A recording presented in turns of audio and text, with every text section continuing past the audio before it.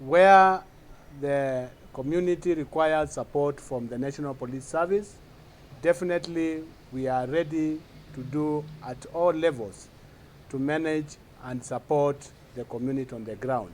And a very good example is today that we have managed to procure a vehicle which was a security gap in Jomvu, and today we officially hand it over to our OSPD, or sub-county commander, Jomvu, so that he can enhance security in his area of operation.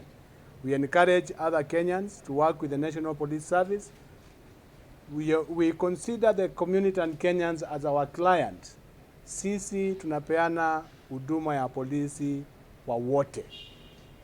And this is the spirit I'm working with my team in the National Police Service to ensure that we can bring the members of public more closer to our doorstep so that we can provide the service it requires as soon as it can be able to be delivered. Nimekuja hapa na OCPD wangu kutoka Jomvu. Nimekuja hapa na OCS wangu kutoka Jomvu ambao tutakabidhiwa hii gari na watashuka nayo mpaka kule Jomvu.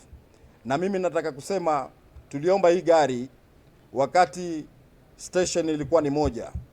Leo tuko na station karibu 3. Nataka kuahidi wananchi wangu wa Jomvu, kama hivi ambavyo niliweza kutafuta na kuwapelekea hali hii ya kuona kwa tutapata gari wapatie huduma, nitaendelea kuwafanyia bidii ili katika hizo post nyingine zote zile zitakuwa zimepata vitu za kuwafanyia kazi bila shida yoyote.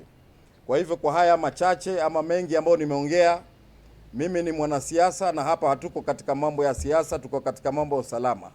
Nitafunga hapo, namkaribisha IG rafiki yangu Mutiambai ili aweze na yeye kuzungumza, na pia nataka kumwambia kwa niaba yangu mimi mwenyewe, niaba ya wananchi wangu wa Jomvu, natoa shukrani nyingi sana.